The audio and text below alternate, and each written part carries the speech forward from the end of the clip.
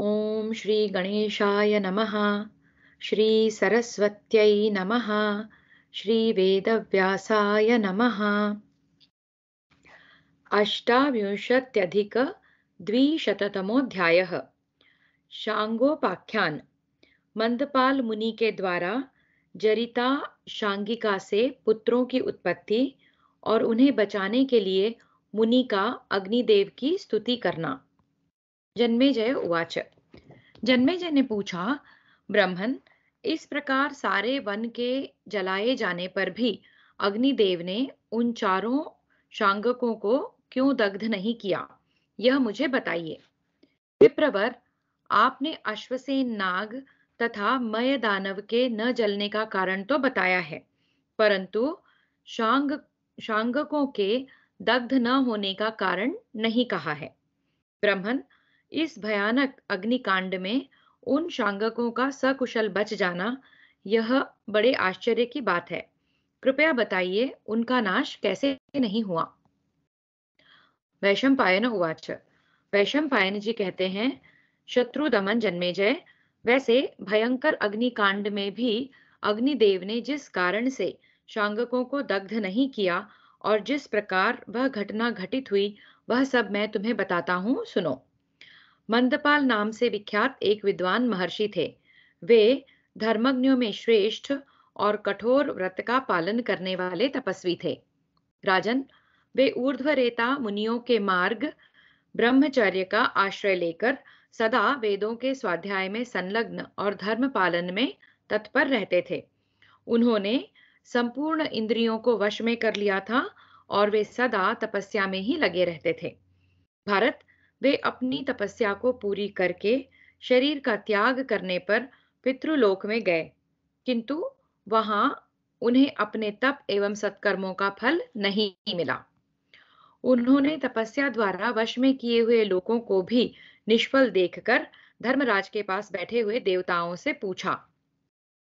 मंदपाल उवाच। मंदपाल बोले, देवताओं, मेरी तपस्या द्वारा प्राप्त किए हुए ये लोग बंद क्यों हैं? उपभोग के साधनों से शून्य क्यों हैं? मैंने वहां कौन सा सत्कर्म नहीं किया है जिसका फल मुझे इस रूप में मिला है? जिसके लिए इस तपस्या का फल ढका हुआ है, मैं उस लोक में जाकर वह कर्म करूंगा। आप लोग मुझसे उसको बताइए। देवा ऊचुहु। देवताओं ने कहा, ब्राह्मण, मनुष्य जिस ऋण से ऋणी होकर जन्म लेता है, उसे सुनिए। यज्ञ कर्म, ब्रह्मचर्य पालन और प्रजा की उत्पत्ति, इन तीनों के लिए सभी मनुष्यों पर ऋण होता है, इसमें संशय नहीं है। यज्ञ, तपस्या और वेदाध्ययन के द्वारा वह सारा ऋण दूर किया जाता है। आप तपस्वी और यज्ञकर्ता तो हैं ही, आपके कोई संतान नहीं है, अतः संतान के लिए ही आपके ये लोक ढके हुए हैं। इसलिए पहले संतान उत्पन्न कीजिए, फिर अपने प्रचुर पुण्य लोकों का फल भोगिएगा। श्रुति का कथन है कि पुत्र यानी कि पुत्र नामक नरक से पिता का उद्धार होता है। अतः विप्रवर, आप अपनी वंश परंपरा को अविच्छिन्न बनाने का प्रयत्न कीजिए। वैशंपायन उवाच। वैशंपायन जी कहते हैं, जन्मेजय, देवताओं का यह वचन सुनकर मंदपाल ने बहुत सोचा विचारा कि कहाँ जाने से मुझे शीघ्र संतान होगी। यह सोचते हुए वे अधिक बच्चे देने वाले पक्षियों के यहाँ गए और शांगिक होकर जरिता नाम वाली शांगिका से संबंध स्थापित किया। जरिता के गर्भ से 4 ब्रह्मवादी पुत्रों को मुनि ने जन्म दिया। अंडे में पड़े हुए उन बच्चों को माता सहित वहीं छोड़कर वे मुनि वन में लपिता के पास चले गए। भारत, महाभाग मंदपाल मुनि के लपिता के पास चले जाने पर संतान के प्राप्ति स्नेह युक्त जरिता को बड़ी चिंता हुई। अंडे में स्थित उन मुनियों को यद्यपि मंदपाल ने त्याग दिया था, तो भी वे त्यागने योग्य नहीं थे। अतः पुत्र शोक से पीड़ित हुई जरिता ने खांडव वन में अपने पुत्रों को नहीं छोड़ा। वह स्नेह से विवल होकर अपनी वृत्ति द्वारा उन नवजात शिशुओं का भरण पोषण करती रही। उधर वन में लपिता के साथ विचरते हुए मंदपाल मुनि ने अग्निदेव को खांडव वन का दाह करने के लिए आते देखा। अग्निदेव के संकल्प को जानकर और अपने पुत्रों की बाल्यावस्था का विचार करके महर्षि मंदपाल भयभीत होकर महातेजस्वी लोकपाल अग्नि से अपने पुत्रों की रक्षा के लिए निवेदन करते हुए ईश्वर की भांति उनकी स्तुति करने लगे। मंदपाल उवाच। मंदपाल ने कहा, अग्निदेव, आप सब लोगों के मुख हैं, आप ही देवताओं को हविष्य पहुंचाते हैं। पावक, आप समस्त प्राणियों के अंतस्थल में गूढ़ रूप से विचरते हैं। विद्वान पुरुष आपको एक अद्वितीय ब्रह्म रूप बताते हैं, फिर दिव्य, भौम और जठरानल रूप से आपके त्रिविध स्वरूप का प्रतिपादन करते हैं। आपको ही पृथ्वी, जल, तेज, वायु, आकाश, सूर्य, चंद्रमा और यजमान, इन 8 मूर्तियों में विभक्त करके ज्ञानी पुरुषों ने आपको यज्ञवाहन बनाया है। महर्षि कहते हैं कि इस संपूर्ण विश्व की सृष्टि आपने ही की है। हुताशन, आपके बिना संपूर्ण जगत तत्काल नष्ट हो जाएगा। ब्राह्मण लोग आपको नमस्कार करके अपनी पत्नियों और पुत्रों के साथ कर्मानुसार प्राप्त की हुई सनातन गति को प्राप्त होते हैं। अग्नि, आकाश में विद्युत के साथ मेघों की जो घटा घिर आती है, उसे भी आपका ही स्वरूप कहते हैं। प्रलय काल में आपसे ही भयंकर ज्वालाएं निकलकर संपूर्ण प्राणियों को भस्म कर डालती हैं। महान तेजस्वी जातवेदा, आपसे ही यह संपूर्ण विश्व उत्पन्न हुआ है तथा आपके ही द्वारा कर्मों का विधान किया गया है और संपूर्ण चराचर प्राणियों की उत्पत्ति भी आपसे ही हुई है। आपसे ही पूर्व काल में जल की सृष्टि हुई है और आप में ही यह संपूर्ण जगत प्रतिष्ठित है।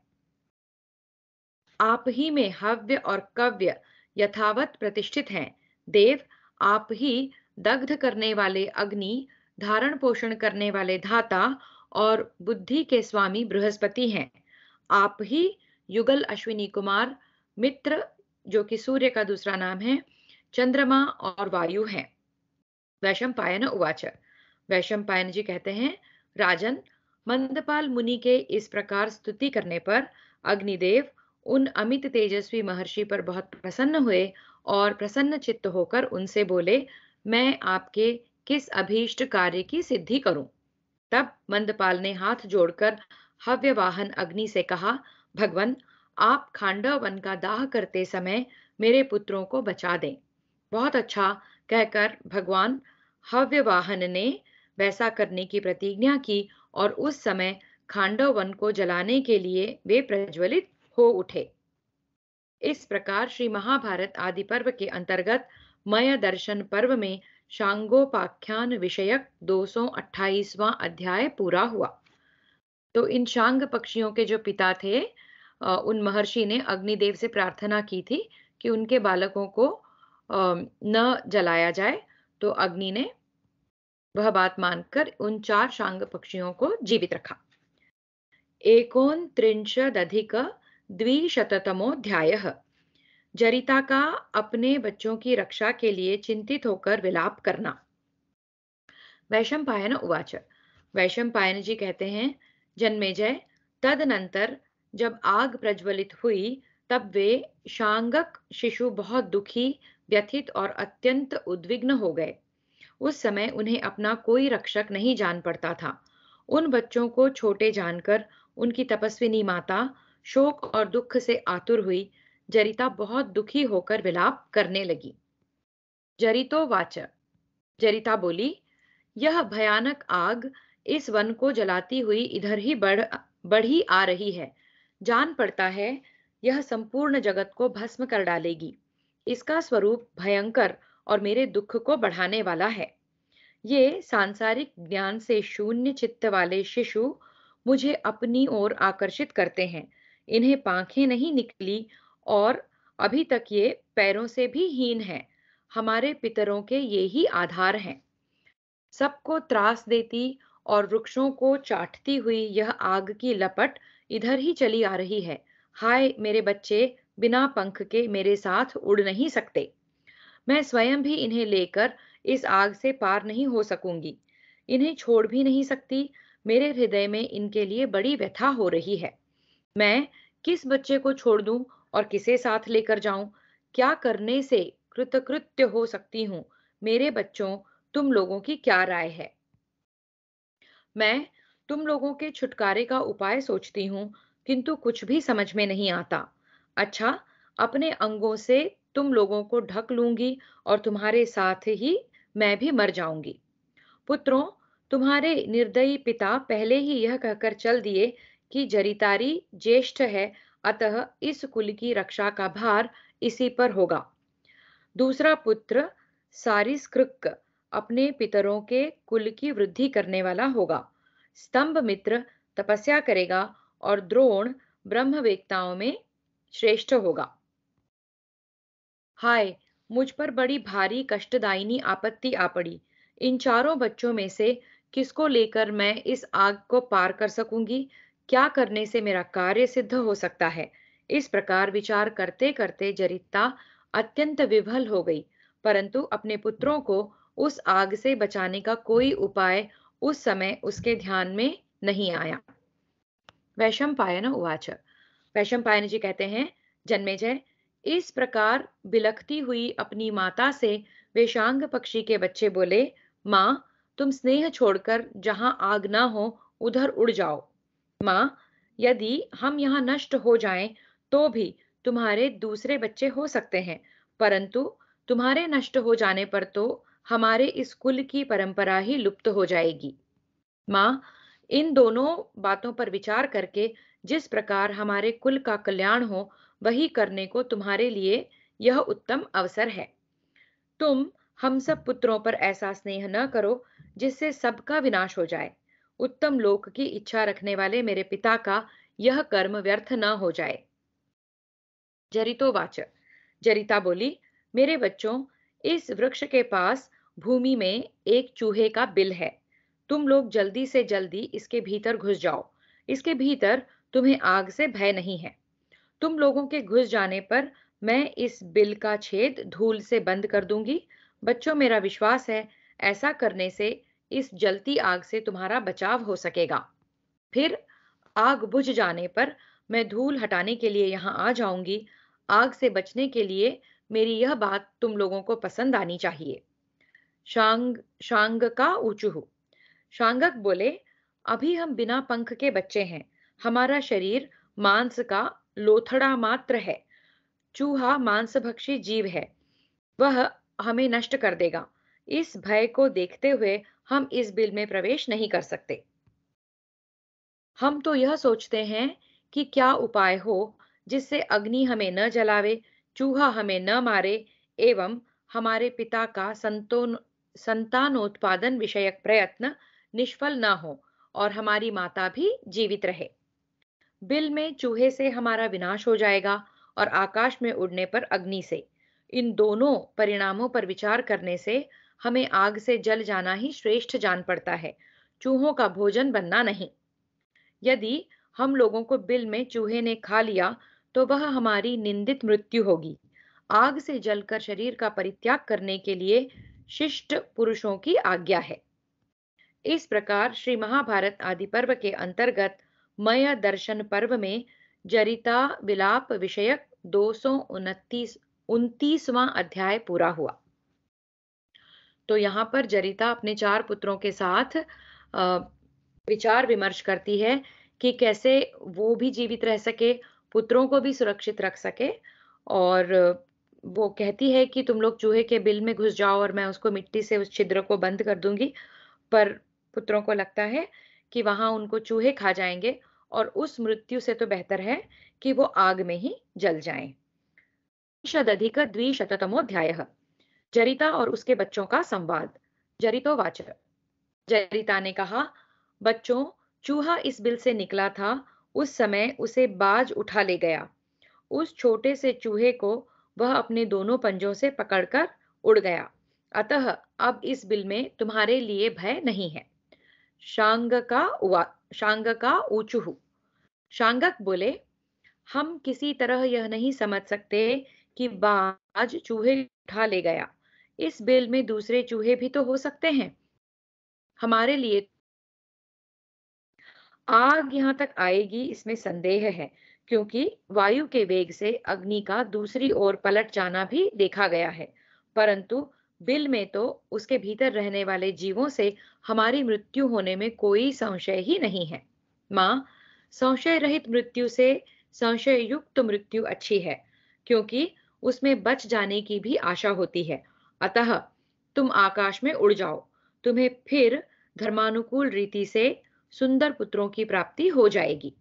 जरितोवाच, जरिता ने कहा, बच्चों, जब पक्षियों में श्रेष्ठ महाबली बाज बिल से चूहे को लेकर वेग पूर्वक उड़ा जा रहा था, उस समय महान वेग से उड़ने वाले उस बाज के पीछे मैं भी बड़ी तीव्र गति से गई और बिल से चूहे को ले जाने के कारण उसे आशीर्वाद देती हुई बोली, शेनराज, तुम मेरे शत्रु को लेकर उड़े जा रहे हो, इसलिए स्वर्ग में जाने पर तुम्हारा शरीर सोने का हो जाए और तुम्हारे कोई शत्रु न रह जाए।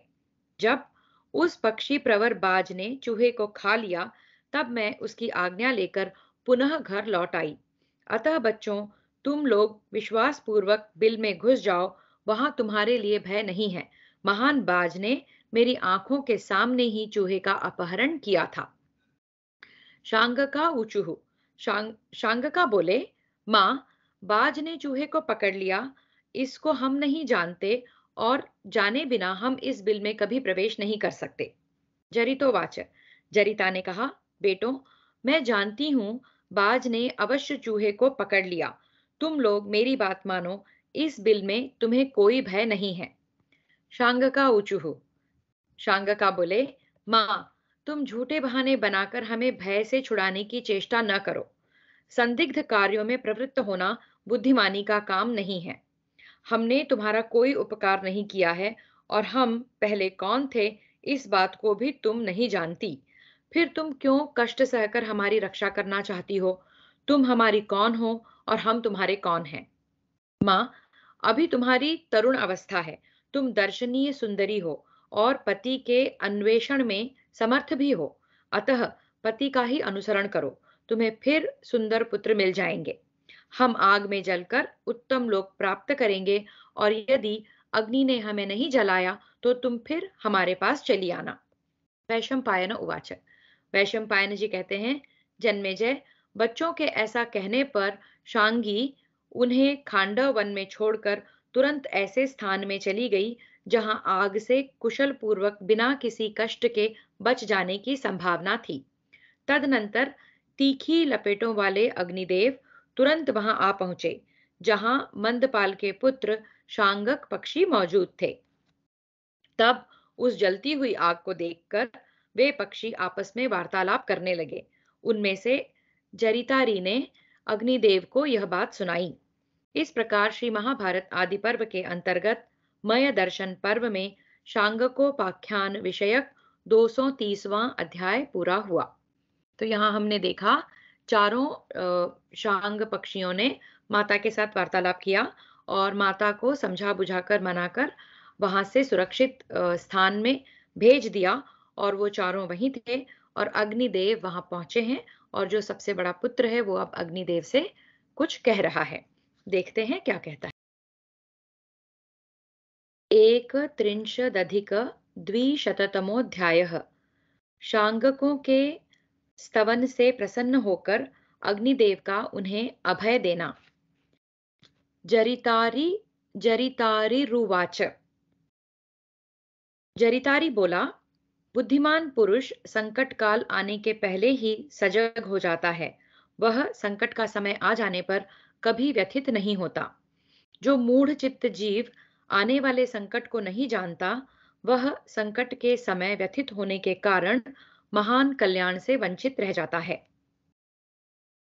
सारिस्कृक उवाच, सारिस्कृक ने कहा, भैया, तुम धीर और बुद्धिमान हो और हमारे लिए यह प्राण संकट का समय है।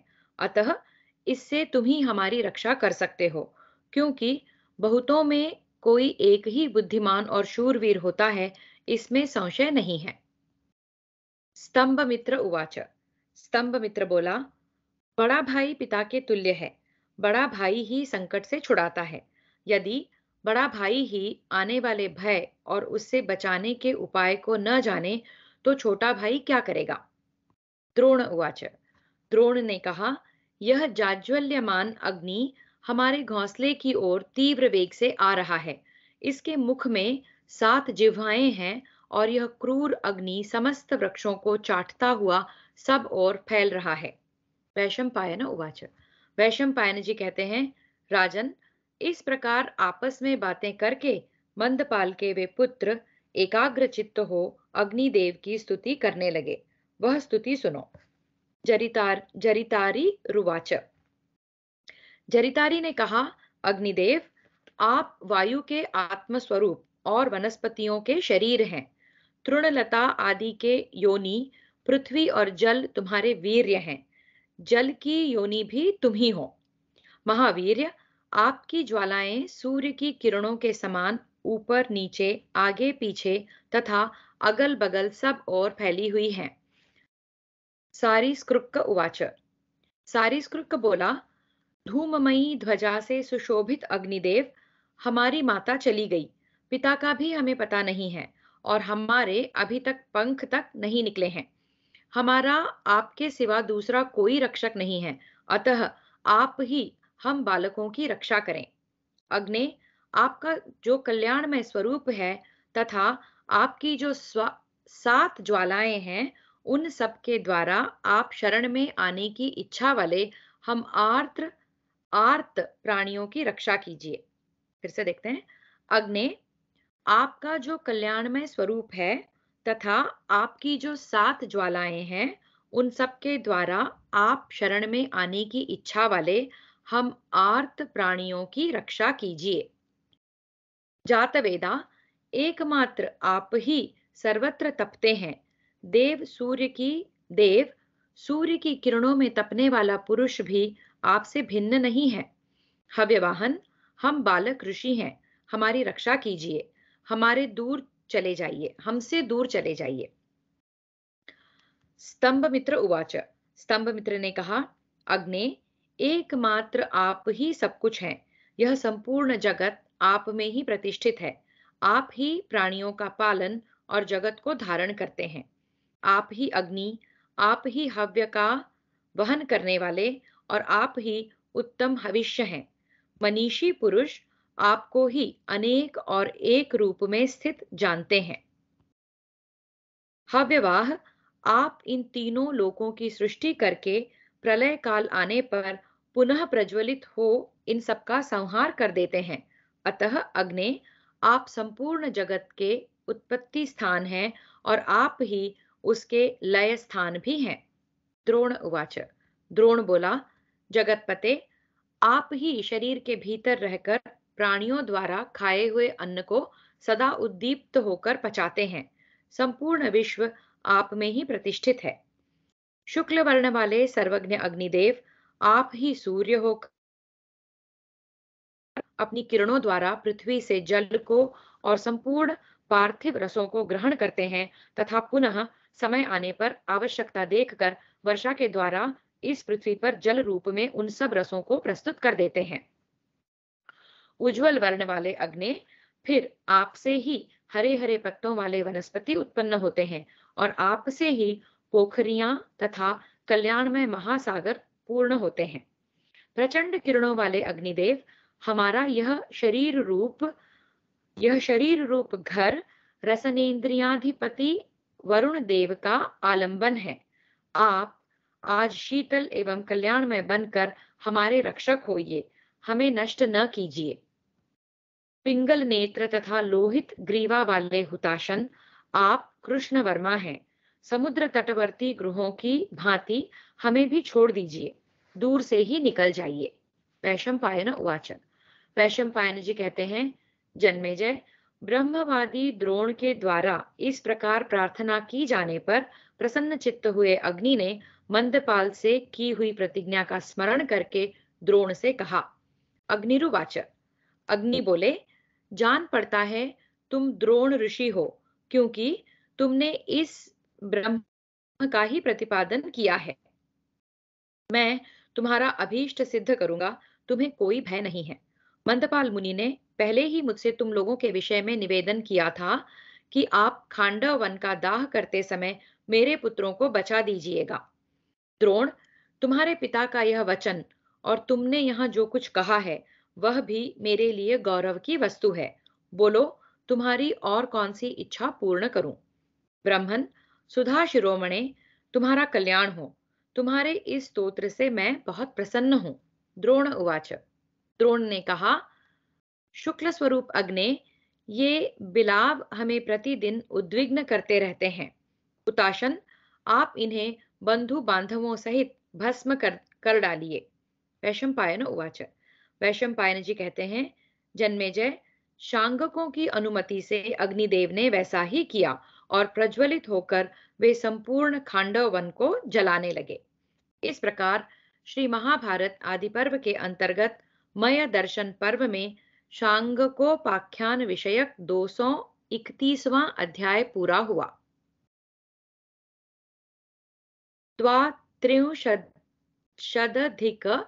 द्वात्रिंशदधिक द्विशततमोऽध्यायः। मंदपाल का अपने बाल बच्चों से मिलना। वैशंपायन उवाच। वैशंपायन जी कहते हैं, जन्मेजय, मंदपाल भी अपने पुत्रों की चिंता में पड़े थे। यद्यपि वे उनकी रक्षा के लिए अग्निदेव से प्रार्थना कर चुके थे, तो भी उन्हें शांति नहीं मिलती थी। पुत्रों के लिए संतप्त होते हुए वे लपिता से बोले, लपिते, मेरे बच्चे अपने घोंसले में कैसे बच सकेंगे? जब अग्नि का वेग बढ़ेगा और हवा तीव्र गति से चलने लगेगी, उस समय मेरे बच्चे अपने को आग से बचाने में असमर्थ हो जाएंगे। उनकी तपस्विनी माता स्वयं असमर्थ है, वह बेचारी उनकी रक्षा कैसे करेगी? अपने बच्चों को अपने बच्चों के बचने का कोई उपाय न देखकर वह शोक से आतुर हो जाएगी। मेरे बच्चे उड़ने और पंख फड़फड़ाने में असमर्थ हैं। उन्हें उस दशा में देख कर संतप्त हो बार बार चीत्कार करती और दौड़ती हुई जरिता किस दशा में होगी? मेरा बेटा जरितारी कैसा होगा? सारी सृक्क की क्या अवस्था होगी? स्तंभ मित्र और द्रोण कैसे होंगे?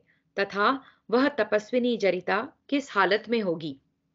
भारत, मंदपाल मुनि जब इस प्रकार वन में अपनी स्त्री एवं बच्चों के लिए विलाप कर रहे थे, उस समय लपिता ने ईर्ष्यापूर्वक कहा, तुम्हें पुत्रों को देखने की चिंता नहीं है। तुमने जिन ऋषियों के नाम लिए हैं, वे तेजस्वी और शक्तिशाली हैं। उन्हें अग्नि से तनिक भी भय नहीं है। मेरे पास ही तुमने अग्निदेव को स्वयं अपने पुत्र सौंपे थे और उन महात्मा अग्नि ने भी उनकी रक्षा के लिए प्रतिज्ञा की थी। वे लोकपाल हैं, जब बात दे चुके हैं तब उसे झूठी नहीं करेंगे। अतः स्वस्थ पुरुष, तुम्हारा मन अपने बच्चों की रक्षा रूप बंधु जनोचित कर्तव्य के पालने के लिए उत्सुक नहीं है। तुम तो मेरी दुश्मन उस जरिता सौत के लिए चिंता करते हुए संतप्त हो रहे हो। पहले जरिता में तुम्हारा जैसा स्नेह था, वैसा अवश्य ही मुझ पर नहीं है। जो सहायकों से संपन्न और शक्तिशाली है, वह मुझ जैसे अपने व्यक्ति पर स्नेह नहीं रखे और अपने आत्मीय जन को पीड़ित देखकर उसकी उपेक्षा करे, यह किसी प्रकार उचित नहीं कहा जा सकता। अतः अब तुम उस जरिता के पास ही जाओ जिसके लिए तुम इतने संतप्त हो रहे हो। मैं भी दुष्ट पुरुषों के आश्रय में पड़ी हुई स्त्री की भांति अकेली ही विचरूंगी। मंदपाल उवाच। मंदपाल ने कहा, अरी, तू जैसा समझती है उस भाव से मैं इस संसार में नहीं विचरता हूँ। मेरा विचरना तो केवल संतान के लिए होता है। मेरी वह संतान ही संकट में पड़ी हुई है। जो पैदा हुए बच्चों का परित्याग कर भविष्य में होने वालों का भरोसा करता है, वह मूर्ख है। सब लोग उसका अनादर करते हैं। तेरी जैसी इच्छा हो वैसा कर तेरी जैसी इच्छा हो वैसा कर। यह प्रज्वलित आग सारे वृक्षों को अपनी लपटों में लपेटती हुई मेरे उद्विग्न हृदय में अमंगल सूचक संताप उत्पन्न कर रही है। वैशंपायन उवाच। वैशंपायन जी कहते हैं, जब अग्निदेव उस स्थान से हट गए, तब पुत्रों की लालसा रखने वाली जरिता पुनः शीघ्रतापूर्वक अपने बच्चों के पास गई। उसने देखा सभी बच्चे आग से बच गए हैं और सकुशल हैं। उन्हें कुछ भी कष्ट नहीं हुआ है और वे वन में जोर जोर से चहक रहे हैं। उन्हें बार बार देखकर वह नेत्रों से आंसू बहाने लगी और बारी बारी से पुकारकर वह सभी बच्चों से मिली। भारत, इतने में ही मंदपाल मुनि भी सहसा वहां आ पहुंचे, किंतु उन बच्चों में से किसी ने भी उस समय उनका अभिनंदन नहीं किया। वे एक एक बच्चे से बोलते और जरिता को भी बार बार बुलाते, परंतु वे लोग उन मुनि से भला या बुरा कुछ भी नहीं बोले। मंदपाल उवाच। मंदपाल ने पूछा, प्रिय, तुम्हारा ज्येष्ठ पुत्र कौन है? उससे छोटा कौन है? मझला कौन है? और सबसे छोटा कौन है? मैं इस प्रकार दुख से आतुर होकर तुमसे पूछ रहा हूं, तुम मुझे उत्तर क्यों नहीं देती? यद्यपि मैंने तुम्हें त्याग दिया था, तो भी यहां से जाने पर मुझे शांति नहीं मिलती थी। जरितो वाच। जरिता बोली, तुम्हें ज्येष्ठ पुत्र से क्या काम है? उसके बाद वाले से भी क्या लेना है? मझले अथवा छोटे पुत्र से भी तुम्हें क्या प्रयोजन है? पहले तुम मुझे सबसे हीन समझकर त्याग कर कर जिसके पास चले गए थे, उसी मनोहर मुस्कान वाली तरुणी लपिता के पास जाओ। मंदपाल उवाच। मंदपाल ने कहा, परलोक में स्त्रियों के लिए पर पुरुष से संबंध और सौ सौती या डाह को छोड़कर दूसरा कोई दोष उनके परमार्थ का नाश करने वाला नहीं है। यह सौतिया डाह वैर की आग को भड़काने वाला है और अत्यंत उद्वेग में डालने वाला है। समस्त प्राणियों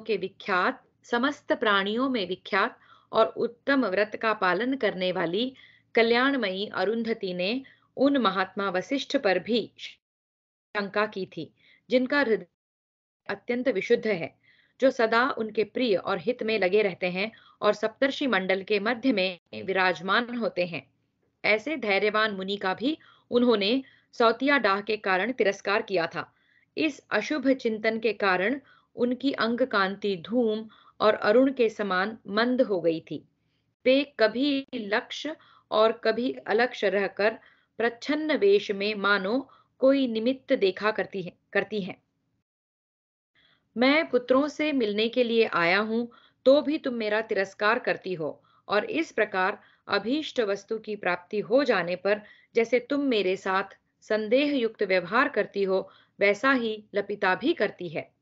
यह मेरी भार्या है ऐसा मानकर पुरुषों को किसी प्रकार भी स्त्री पर विश्वास नहीं करना चाहिए, क्योंकि नारी पुत्रवती हो जाने पर पति सेवा आदि अपने कर्तव्यों पर ध्यान नहीं देती। वैशंपायन उवाच। वैशंपायन हैं, तदनंतर वे सभी पुत्र यथोचित रूप से अपने पिता के पास आ बैठे और वे मुनि भी उन सब पुत्रों को आश्वासन देने के लिए उद्यत हुए। इस प्रकार श्री महाभारत आदि पर्व के अंतर्गत मय दर्शन पर्व में शांगकोपाख्यान विषयक 232वां अध्याय पूरा हुआ। त्रयस्त्रिंशदधिकद्विशततमोऽध्यायः। इंद्रदेव का श्री कृष्ण और अर्जुन को वरदान तथा श्री कृष्ण अर्जुन और मयासुर का अग्नि से विदा लेकर एक साथ यमुना तट पर बैठना। मंदपाल उवाच। मंदपाल बोले, मैंने अग्निदेव से यह प्रार्थना की थी कि वे तुम लोगों को दाह से मुक्त कर दें। महात्मा अग्नि ने भी वैसा करने की प्रतिज्ञा कर ली थी। अग्नि के दिए हुए वचनों को स्मरण करके, तुम्हारी माता की धर्मज्ञता को जानकर और तुम लोगों में भी महान शक्ति है, इस बात को समझकर ही मैं पहले यहां नहीं आया था। बच्चों, तुम्हें मेरे प्रति अपने हृदय में संताप नहीं करना चाहिए। तुम लोग ऋषि हो, यह बात अग्निदेव भी जानते हैं, क्योंकि तुम्हें ब्रह्म तत्व का बोध हो चुका है। वैशंपायन उवाच। वैशंपायन जी कहते हैं, जन्मेजय, इस प्रकार आश्वस्त किए हुए अपने पुत्रों और पत्नी जरिता को साथ ले द्विज मंदपाल उस देश से दूसरे देश में चले गए। उधर प्रज्वलित हुए प्रचंड ज्वालाओं वाले भगवान हुताशन ने भी जगत का हित करने के लिए भगवान श्री कृष्ण और अर्जुन की सहायता से खांडव वन को जला दिया। जगत का हित करने के लिए खांडव वन को जला दिया। वहां मज्जा और मेद की कई नहरें बह चली और उन सबको पीकर अग्निदेव पूर्ण तृप्त हो गए। तत्पश्चात उन्होंने अर्जुन को दर्शन दिया। उसी समय भगवान इंद्र मरुदगणों एवं अन्य देवताओं के साथ आकाश से उतरे और अर्जुन तथा श्री कृष्ण से इस प्रकार बोले, आप दोनों ने यह ऐसा कार्य किया है जो देवताओं के लिए भी दुष्कर है। मैं बहुत प्रसन्न हूँ। इस लोक में मनुष्यों के लिए जो दुर्लभ हो ऐसा कोई वर आप दोनों मांग ले। तब अर्जुन ने इंद्र से सब प्रकार के दिव्यास्त्र मांगे। महातेजस्वी इंद्र ने उन अस्त्रों को देने के लिए समय निश्चित कर दिया। वे बोले, पांडुनंदन, जब तुम पर भगवान महादेव प्रसन्न होंगे तब मैं तुम्हें सब प्रकार के अस्त्र शस्त्र प्रदान करूंगा। कुरुनंदन, वह समय कब आने वाला है इसे भी मैं जानता हूँ। तुम्हारे महान तप से प्रसन्न होकर मैं तुम्हें संपूर्ण आग्नेय तथा सब प्रकार के वायव्य अस्त्र प्रदान करूंगा। धनंजय, उसी समय तुम मेरे संपूर्ण अस्त्रों को ग्रहण करोगे। भगवान श्री कृष्ण ने भी यह वर मांगा कि अर्जुन के साथ मेरा प्रेम निरंतर बढ़ता रहे। इंद्र ने परम बुद्धिमान श्री कृष्ण को वह वर दे दिया। इस प्रकार दोनों को वर देकर अग्निदेव की आज्ञा ले देवताओं सहित देवराज भगवान इंद्र स्वर्गलोक को चले गए। अग्निदेव भी मृगों और पक्षियों सहित संपूर्ण वन को जलाकर पूर्ण तृप्त हो 6 दिनों तक विश्राम करते रहे। जीव जंतुओं के मांस खाकर उनके मेद तथा रक्त पीकर अत्यंत प्रसन्न हो अग्नि ने श्री कृष्ण और अर्जुन से कहा, वीरों, आप दोनों पुरुष रत्नों ने मुझे आनंद पूर्वक तृप्त किया है। अब मैं आपको अनुमति देता हूं, जहां आपकी इच्छा हो जाइए। भरत श्रेष्ठ, महात्मा अग्निदेव के इस प्रकार आज्ञा देने पर अर्जुन, श्री कृष्ण तथा मयासुर सब ने उनकी परिक्रमा की। फिर तीनों ही यमुना नदी के रमणीय तट पर जाकर एक साथ बैठे। इस प्रकार श्री महाभारत में व्यास निर्मित 1,00,000 श्लोकों की संहिता के अंतर्गत आदि पर्व के मय दर्शन पर्व में इंद्र वरदान विषयक 233वां अध्याय पूरा हुआ।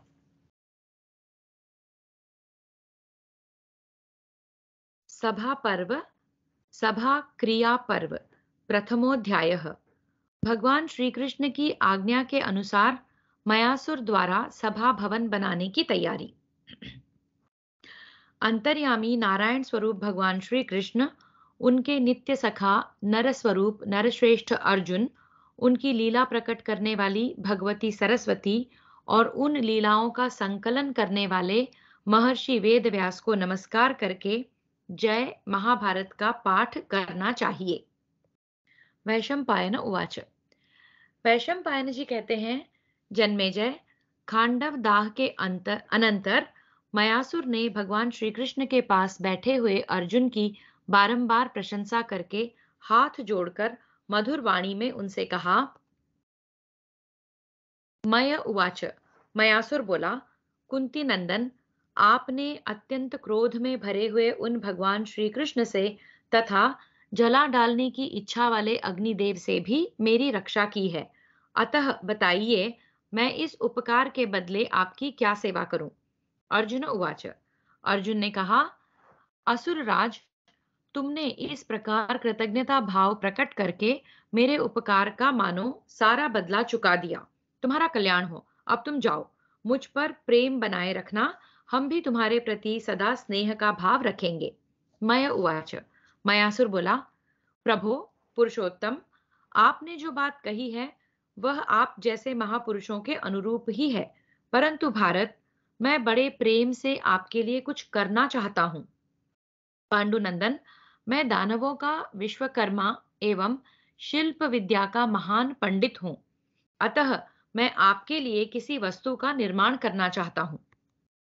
कुंती नंदन, पूर्व काल में मैंने दानवों के बहुत से महल बनाए हैं। इसके सिवा देखने में रमणीय, सुख और भोग साधनों से संपन्न अनेक प्रकार के रमणीय उद्यानों, भांति भांति के सरोवरों, विचित्र अस्त्र शस्त्रों, इच्छानुसार चलने वाले रथों, अट्टालिकाओं, चार दीवारियों और बड़े बड़े फाटकों सहित विशाल नगरों, हजारों अद्भुत एवं श्रेष्ठ वाहनों तथा बहुत सी मनोहर एवं अत्यंत सुखदायक सुरंगों का मैंने निर्माण किया है। अतः अर्जुन, मैं आपके लिए भी कुछ बनाना चाहता हूं। अर्जुन उवाच। अर्जुन बोले, मयासुर, तुम मेरे द्वारा अपने को प्राण संकट से मुक्त हुआ मानते हो और इसलिए कुछ करना चाहते हो। ऐसी दशा में मैं तुमसे कोई काम नहीं करा सकूंगा। दानव, साथ ही मैं यह भी नहीं चाहता कि तुम्हारा यह संकल्प व्यर्थ हो, इसलिए तुम भगवान श्री कृष्ण का कोई कार्य कर दो, इससे मेरे प्रति तुम्हारा कर्तव्य पूर्ण हो जाएगा। भरत श्रेष्ठ, तब मयासुर ने भगवान श्री कृष्ण से काम बताने का अनुरोध किया। उसके प्रेरणा करने पर भगवान श्री कृष्ण ने अनुमानतः 2 घड़ी तक विचार किया कि इसे कौन सा काम बताया जाए। तदनंतर मन ही मन कुछ सोचकर प्रजापालक लोकनाथ भगवान श्री कृष्ण ने उससे कहा, शिल्पियों में श्रेष्ठ दैत्यराज मैं, यदि तुम मेरा कोई प्रिय कार्य करना चाहते हो तो तुम धर्मराज युधिष्ठिर के लिए जैसा ठीक समझो वैसा एक सभा भवन बना दो। वह सभा भवन ऐसा बनाओ जिसके बन जाने पर संपूर्ण मनुष्य लोक के मानव देखकर विस्मित हो जाएं एवं कोई उसकी नकल न कर सके। मयासुर, तुम ऐसे सभा भवन का निर्माण करो जिसमें हम तुम्हारे द्वारा अंकित देवता, असुर और मनुष्यों की शिल्प निपुणता का दर्शन कर सकें। वैशंपायन उवाच। वैशंपायन जी कहते हैं, राजन, भगवान श्री कृष्ण की उस आज्ञा को शिरोधार्य करके मयासुर बहुत प्रसन्न हुआ और उसने उस समय पांडुपुत्र युधिष्ठिर के लिए विमान जैसी सुंदर सभा भवन बनाने का निश्चय किया। तत्पश्चात भगवान श्री कृष्ण और अर्जुन ने धर्मराज युधिष्ठिर को ये सब बातें बताकर मयासुर को उनसे मिलाया। भारत, राजा युधिष्ठिर ने उस समय मयासुर का यथा योग्य सत्कार किया और मयासुर ने भी बड़े आदर के साथ उनका वह सत्कार ग्रहण किया। जन्मेजय, दैत्यराज मैंने उस समय वहां पांडवों को दैत्यों के अद्भुत चरित्र सुनाए। कुछ दिनों तक वहां आराम से रहकर दैत्यों के विश्वकर्मा मयासुर ने सोच विचार कर महात्मा पांडवों के लिए सभा भवन बनाने की तैयारी की। उसने कुंती पुत्रों तथा महात्मा श्री कृष्ण की रुचि के अनुसार सभा भवन बनाने का निश्चय किया। किसी पवित्र तिथि को यानी कि शुभ मुहूर्त में मंगलानुष्ठान, स्वस्ति वाचन आदि करके महातेजस्वी और पराक्रमी मैंने हजारों श्रेष्ठ ब्राह्मणों को खीर खिलाकर तृप्त किया तथा उन्हें अनेक प्रकार का धन दान किया। इसके बाद उसने सभा भवन बनाने के लिए समस्त ऋतुओं के गुणों से संपन्न दिव्य रूप वाली मनोरम सब ओर से 10,000 हाथी की अर्थात 10,000 हाथ 10,000 हाथ की अर्थात 10,000 हाथ चौड़ी और 10,000 हाथ लंबी धरती नपवाई। तो huge piece of land, 10,000 by 10,000 हाथ की उसका मेजरमेंट। इस प्रकार श्री महाभारत सभा पर्व के अंतर्गत सभा क्रिया पर्व में सभा स्थान निर्णय विषयक पहला अध्याय पूरा हुआ।